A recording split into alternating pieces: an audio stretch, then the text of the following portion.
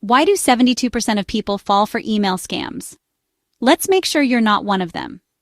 Spotting an email scam is like finding a needle in a haystack, but it doesn't have to be hard. Here's your no-nonsense guide to scam protection. First tip, check for bad spelling. If your PayPal email says PayPal, red flag. Scammers aren't the best spellers. Next, hover over links before you click. Fake sites are a scammer's playground. If the URL looks weird, don't even think about it. And what should you do if you spot a scam? Easy, don't click anything. Forward those pesky emails to report@phishing.gov.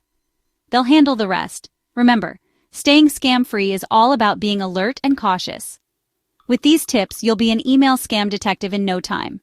That's all for now, folks. Keep your inbox safe and scam-free. Secure your digital life like never before. Explore vital cybersecurity tips and tools to protect your online world.